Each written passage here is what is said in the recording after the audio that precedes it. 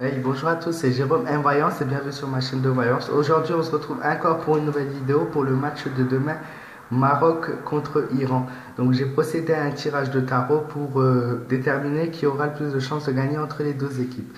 Donc, pour le Maroc, qu'est-ce que j'ai pu voir? Ils auront un très bon jeu, j'ai vu l'agilité, la force. Ils auront tous les atouts en main pour réaliser leur chemin dans cette compétition. Du moins dans la première partie, je les vois pas, ils seront pas classés derniers. Donc on a quatre équipes, on a l'Espagne, il me semble, l'Espagne, oui, le Portugal, Maroc, Iran, ils seront pas classés derniers. Je les vois pas du moins classés derniers.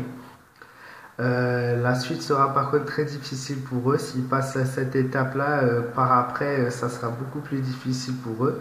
Je vois des joueurs très passionnés par leur travail. Je vois aussi un risque de trahison et des mauvaises pulsions de la part de quelqu'un en fait ou plusieurs joueurs dans le jeu. Je sais pas pourquoi en fait j'ai vu ça, mais il y a la trahison qui est ressortie et les mauvaises pulsions. Sinon, ils sont très très heureux d'être ici demain. Ils sont très heureux de pouvoir participer à cette Coupe du Monde 2018 et voilà, ils vont assez bien jouer. Je vois qu'ils vont traverser une période difficile par contre et par après leur avenir, donc ce qui va se passer par après, ça sera assez surprenant d'ailleurs puisqu'ils vont pouvoir s'améliorer. Pour l'équipe d'Iran, donc je vois un très bon début de match, un très bon début de compétition. Et, il y a la stabilité qui est ressortie, la persévérance aussi, la volonté, une bonne maîtrise de soi, une grosse détermination, une réussite, une victoire, une évolution au niveau de leur jeu. Et si la force indique la réussite, je vois si la force indique la réussite. Donc je disais, si la force égale la réussite, ça sera tout de même très dur pour eux d'y arriver. Je vois par contre à un moment, donc tout va aller bien pour eux, mais il y a un moment où la rupture se fera et ça laissera passer le stress, les angoisses, l'insécurité, toutes ces choses-là, qui fait que l'Iran ne gagnera pas de toute façon la compétition. Voilà.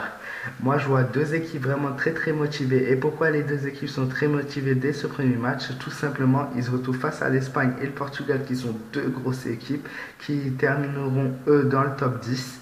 Et pour eux, c'est le seul moyen en fait de marquer des buts et de prendre des points. Donc, qu'est-ce qui va se passer? Ils seront tellement tous les deux motivés que moi, je vois le match nul. Voilà. Ils veulent tellement réussir à aller loin dans le classement qu'il y aura sûrement un match nul. Après, au niveau du jeu, léger avantage pour le Maroc tout de même. Donc, il est possible que le Maroc gagne. Voilà. Après, je ne veux pas dire le Maroc gagne, je préfère dire nul. Et pour ceux qui veulent jouer, moi je vous conseille soit Iran ou nul, soit Maroc ou nul. Parce que il se peut que le Maroc gagne un point, il se peut que l'Iran marque un point, mais je gagne d'un point, pardon, mais je ne les vois pas gagner cette fois-ci. Je vois vraiment le nul. Après, je sais pas, c'est très dur de me situer là-dessus. Moi, je connais pas du tout le foot, encore une fois, et voilà. Merci à tous ceux qui ont regardé ma vidéo jusqu'au bout, en espérant qu'elle vous aura aidé. N'hésitez pas à liker, à me donner ton avis dans les commentaires, à partager ma vidéo et à vous abonner à ma chaîne pour avoir d'autres vidéos sur la Coupe du Monde.